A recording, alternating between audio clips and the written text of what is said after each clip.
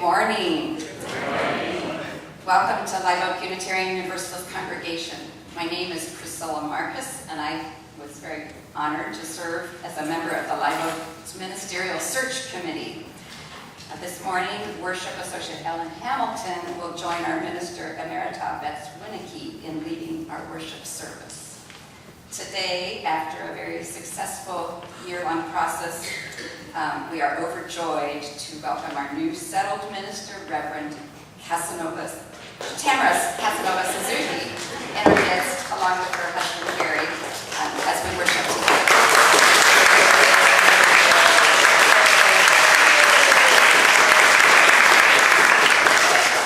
They couldn't contain themselves. She will preach her first sermon next Sunday, August 10th. This is a very joyful, celebratory weekend so far, and welcome.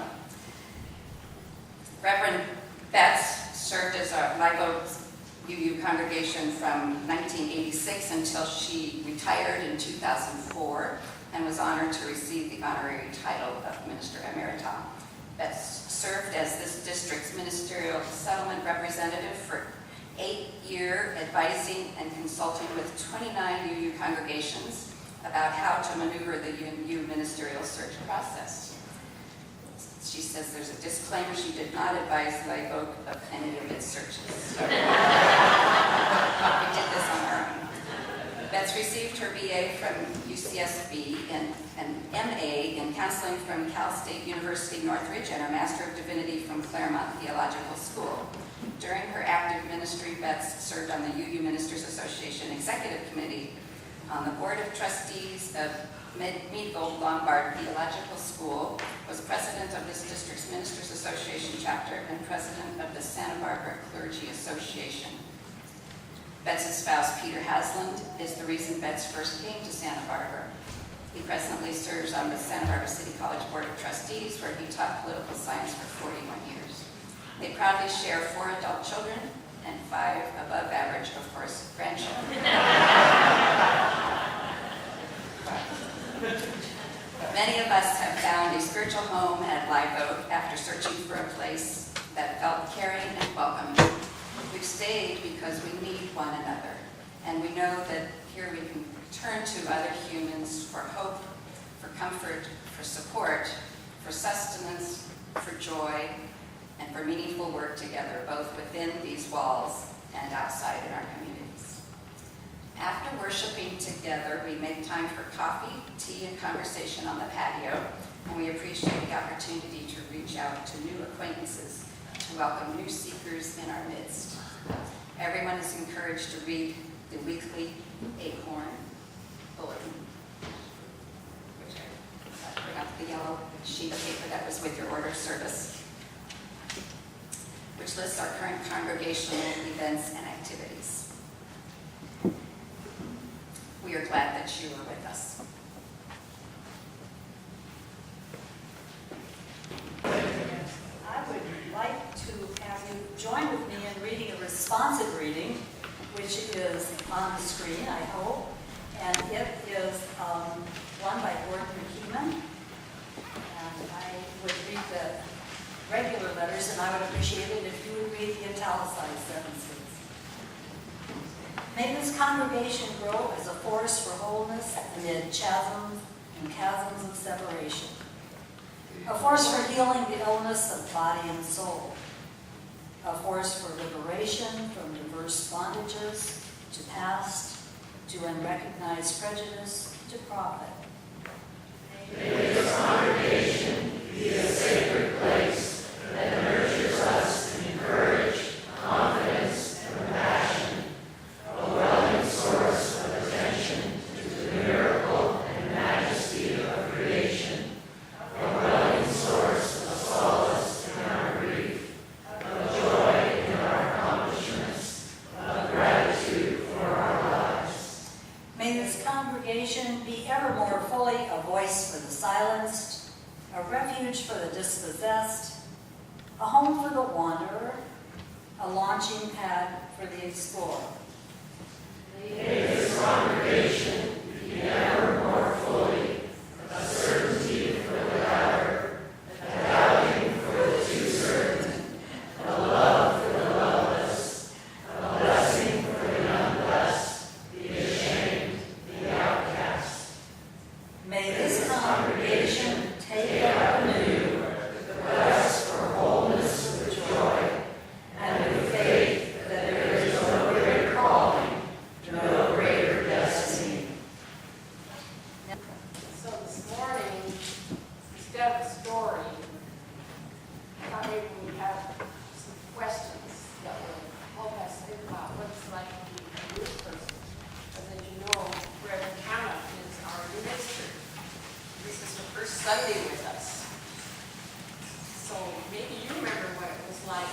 your first day of school, or the first time you went to part of a team, or what other kind of first event have you tried?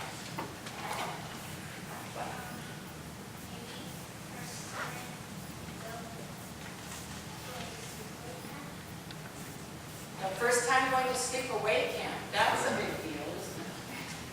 What else? What other kind of first experiences where you went to something you've never been to before and maybe you knew one or two people that not really. Surf camp. Very exciting. Was it scary? No. It was fun. Yes?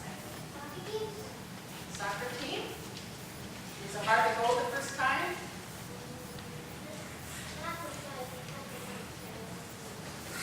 Oh, okay, so you were used to the game.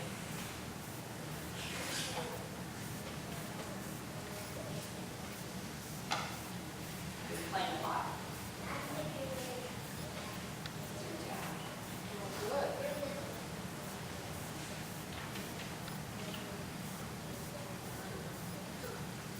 That sounds very accomplished. Very good. And how about you?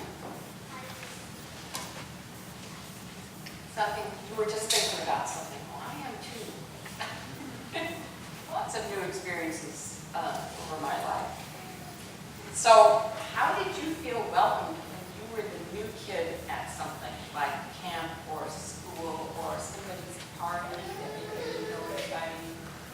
How did you feel welcomed?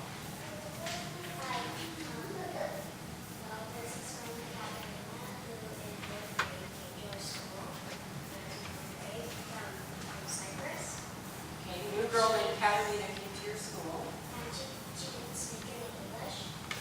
No, and she didn't speak English.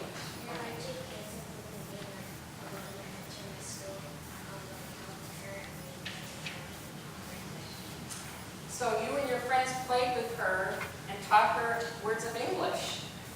That's wonderful. That would make me feel welcome if I were in a foreign country. Yes.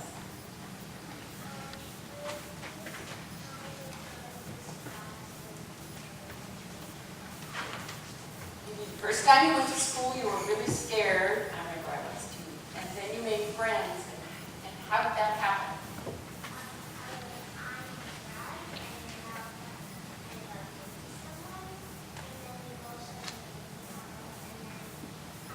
Wait, let me stop telling. So you were on the rug, and you bumped into someone, and then you both said your names. That was good, wasn't it? Saying your name and finding out their name.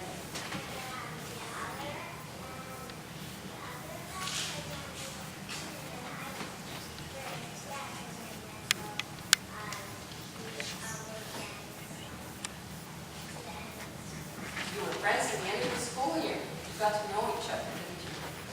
Yeah. And others? Yes. This is how you felt welcome when you were new.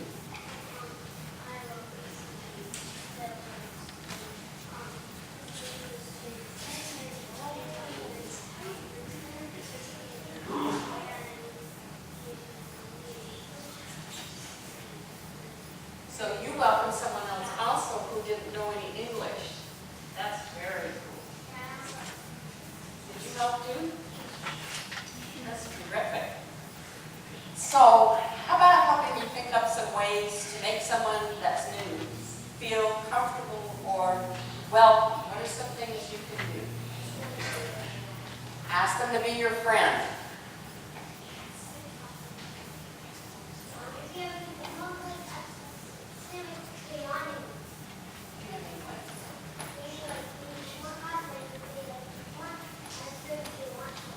Is that a game? We'll see. I'm showing you.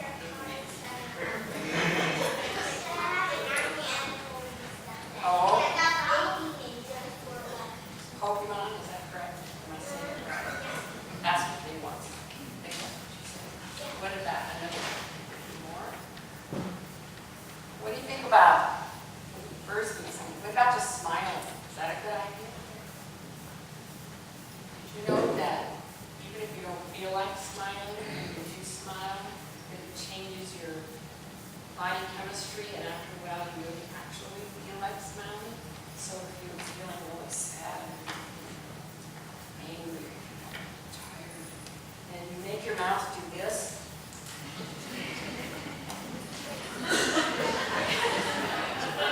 You just stretch your mouth and you smile, and you don't feel it, but you do it. You're not reminded, you can't help it, you feel it. Then it goes into your eyes and your face and everywhere. Try it, it works. I used to do it every morning on the way to work. Nope. Yes.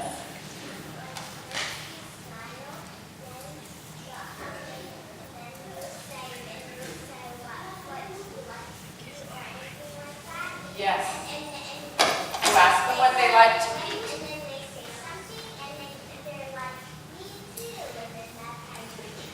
That's exactly how it works.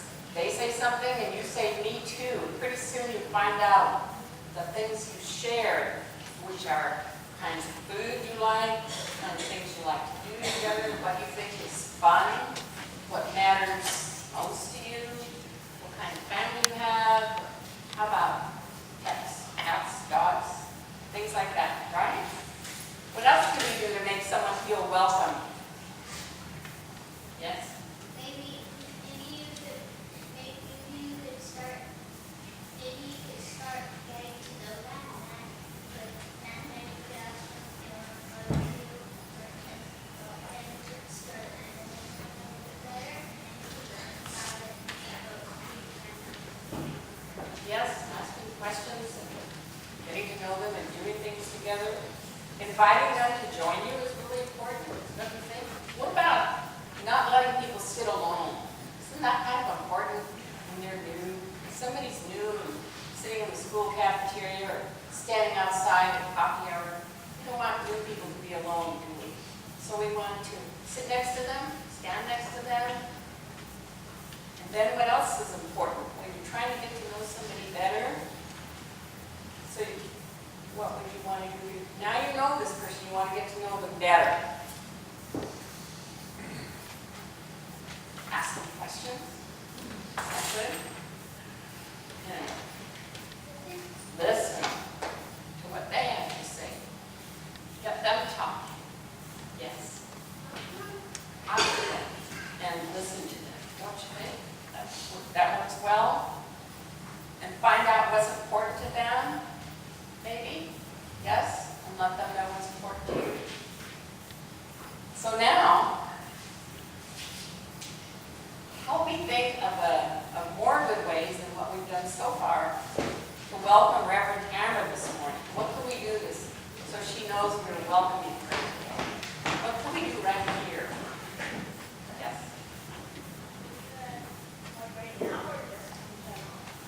Like right this minute.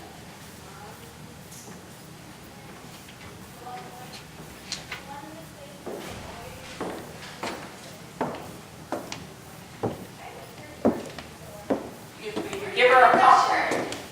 We could tell her how much we like her earrings and her jacket. Yes.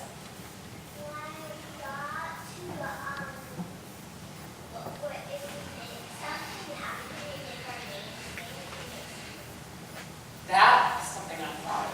And so this morning in class, you might want to make a card or a drawing, give it to her, after her, don't you think? But I thought it might be kind of fun if we got a little bit lively. What if we all waved to her? How about everybody wave to each other? And something about our service today is about how there's more power and pull in being together than there is in being alone. So if all of us wave, it's more exciting, isn't it? What if all of us said hooray together on the count of 3? 1, 2, 3. Hooray! Now, I think that's gurgle for me. What do you think?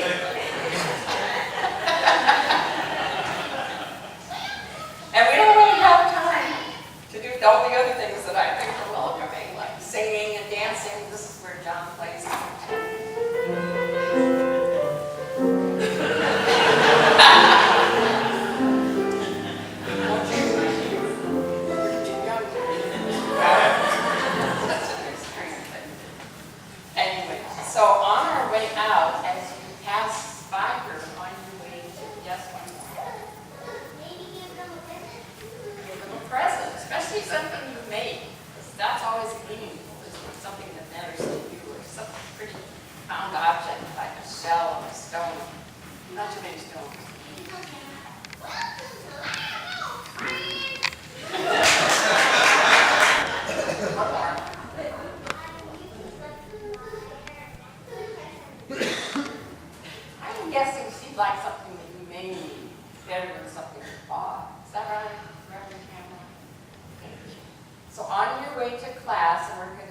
out to this little lifeline, because you pass by her, you might just give her a hug. We come here to take time to go inward for a little while, and I invite you to do so in the spirit of meditation or prayer. Let us pause for a moment and remember those who are weighted with regrets and recriminations. May the way be lighter. For those who bring confusion, anxiety, sadness. For those who carry hidden resentment, grief, and shame, may the way be less difficult. For those who seek courage to take new paths, may the way be made easier. We pray also for those outside this community, those who are suffering in the streets, in strife-torn communities, those for whom tragedy has altered their lives forever, victims of fate, crime, hatred, and violence. May we be reminded of what is good in our lives and in all people. May we find our way and hold fast to what is just, compassionate, and true. May we find the joy in writing the ways of change, the wisdom to know what is ours to change. And now, in the quiet of this sacred place, we pause in silence with our silent.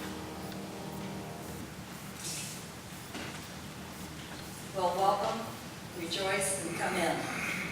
What an honor.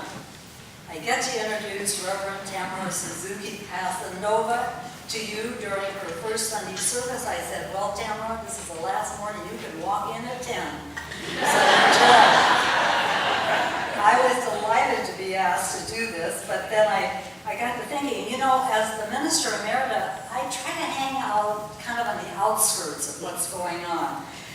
I don't want to throw my platinum membership around. So I stay away from what's going on, but I had some general ideas I thought I could share with you. First of all, we decided to change the clouds and turn them into oak trees today. And I remembered when Live Oak was chosen as the name, it was the new UU community when it first started. And I think the name was chosen, I had nothing to do with it, because it was such a wonderful metaphor for a majestic, sturdy, organic presence in our lives. And I think it must have taken off because I found 2 other congregations had adopted the name. And once I was sent to Texas and I didn't even know it. Where one is in Cedar Park, Texas, and the other one is in Alameda, California. One is a fellowship and the other is a church. So Marty Jenkins, who's our wonderful AV guy, will be showing all the slides of the service today. And it reminded me when I looked at it of a little spindly oak that we planted back in 1995.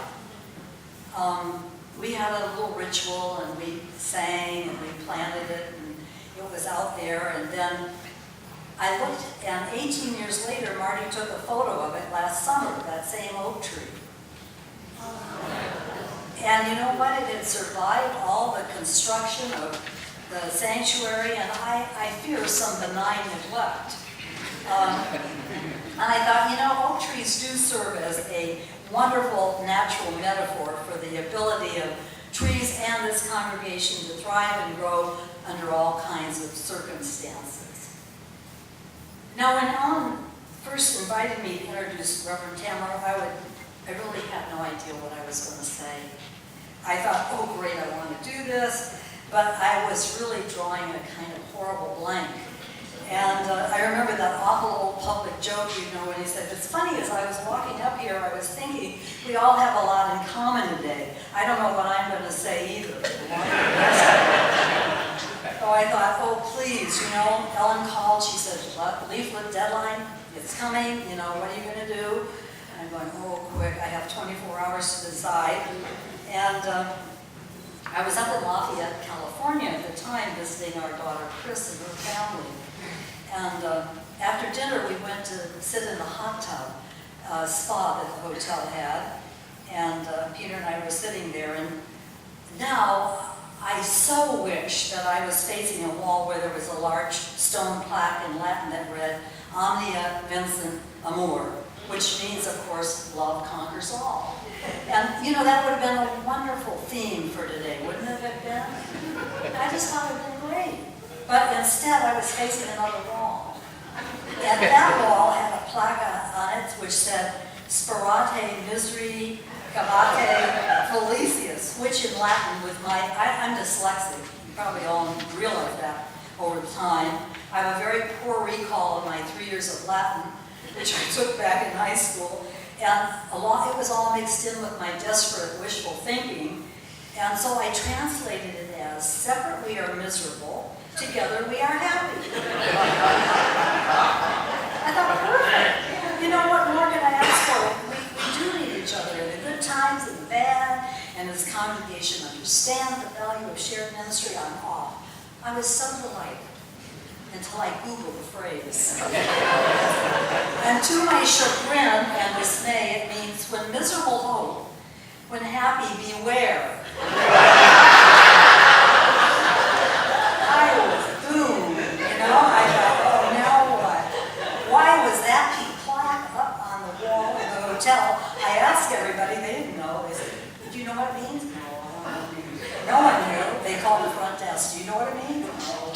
So there I was with this thing, and I thought, why did that come into my life? Well, we're going to go back to the oak photos. But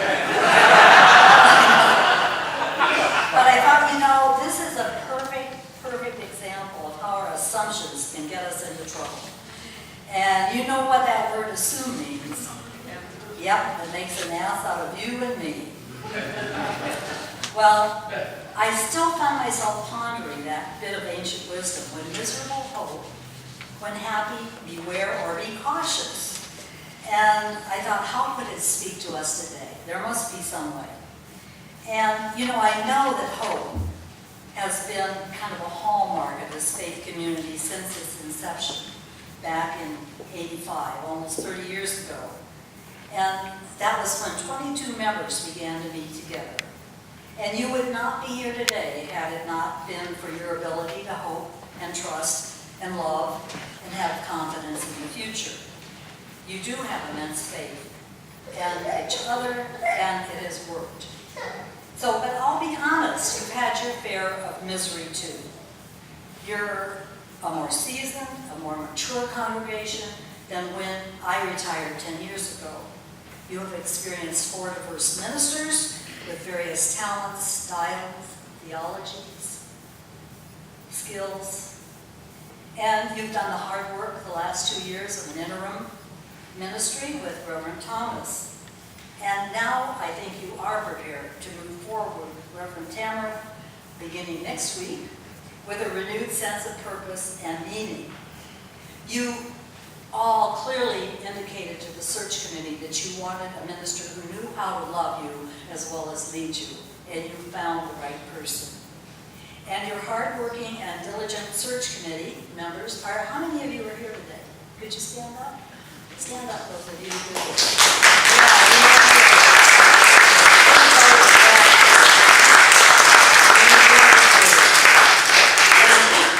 They are, of course, extra and justifiably excited and pleased to have Reverend Tamara here at last.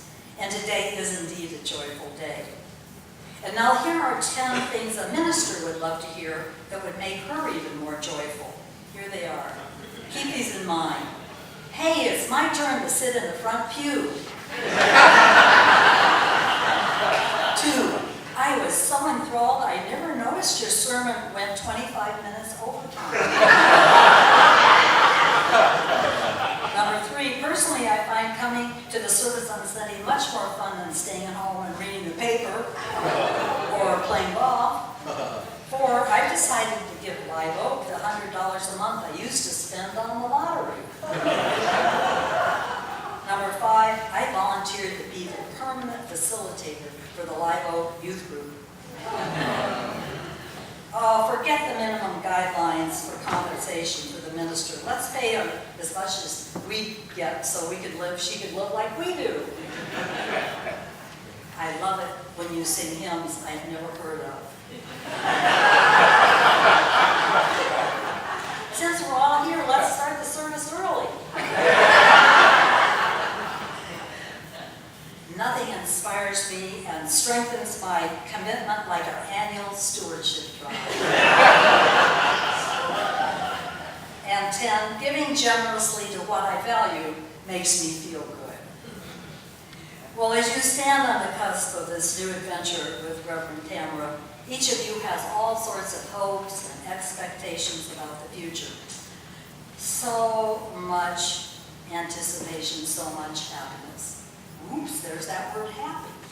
A light bulb went off within my little pea brain, and I was reminded that quite often the brand new relationship between the minister and the congregation is known as a marriage, a courtship and marriage. It's not my favorite one, but it's one that we use.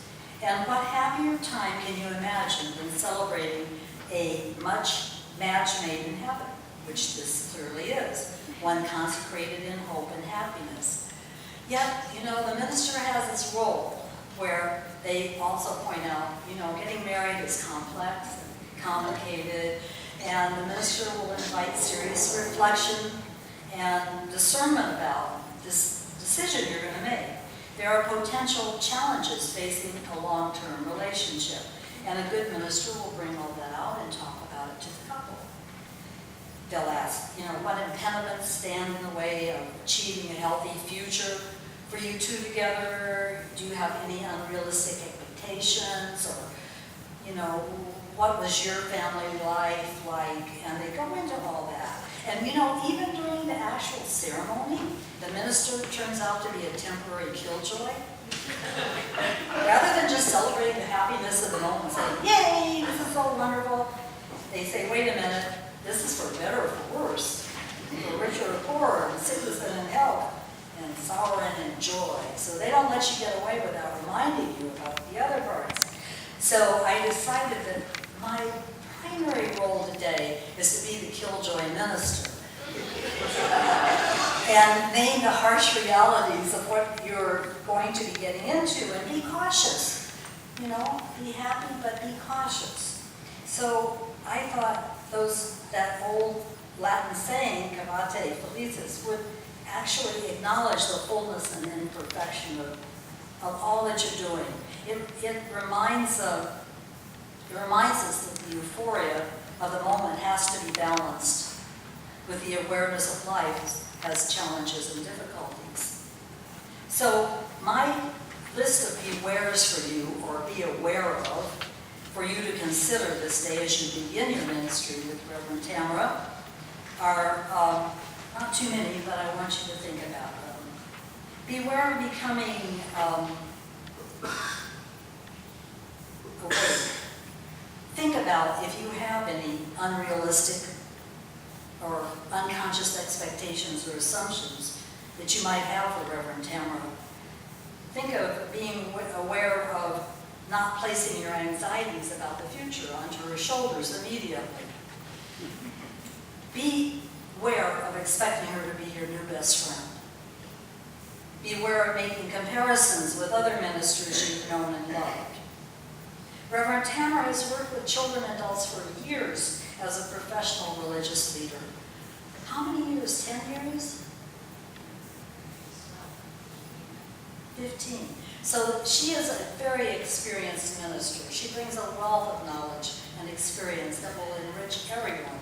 But she needs to know when your heart is in a holy place, when what you're feeling is important. Share your story with her. She'll share hers with you. Become aware of your longings and own them. Our colleague, Thomas Shade, said something I thought that was very important. He said, our faith advances not by paying attention to all that we doubt, but by paying attention to what makes us sigh, what makes us groan, what makes us tear up, what makes us shudder, what makes us gasp, what startles us and surprises us, what makes us ache. Where once we cherished our doubts, now we need to name our longings. Be aware. Be aware that she'll need your help in understanding the light of culture, and she will see it with fresh eyes. Don't expect her to immediately know the ropes of how church works unless you tell her. And do expect her to change things. There is a story, an old story about a monastery in Europe that was built on a cliff high, several hundred feet up in the air. And the only way to reach the monastery was to climb into this suspended basket that was pulled up by several other monks, hauling and tugging with all their strength. And obviously the ride up a steep cliff in the basket was rather terrifying. One visitor got exceedingly nervous about halfway up, and as he noticed that the rope in which he was suspended in the basket was old and frayed. With a trembling voice, he asked the monk who was riding with him in the basket how often they changed the rope. The monk thought for a moment and then answered brusquely, "Whenever it breaks." So I want you to say, beware of deferred maintenance. I'll close with a final, be aware. Never underestimate or doubt what shared ministry can accomplish. If there is clarity about both your expectations and responsibilities, make sure that your covenant spells out who is responsible for what. The congregation has grown in its awareness of the need for a shared covenant, I know, for healthy boundaries, and appreciation for the role of conflict as both inevitable and as possibility. It has learned that trust is earned and that love is what holds the whole thing together. So now I invite you to dance. I think it's time to sing Let It Be a Dance We Do, and I dare you to move.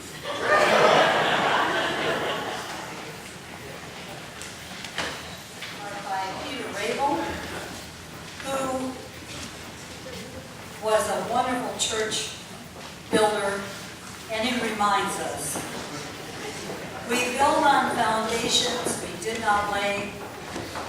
We warm ourselves at fires we did not light. We sit in the shade of trees we did not plant.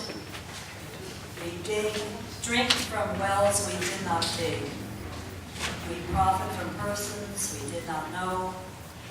We are forever bound in community. May it be so.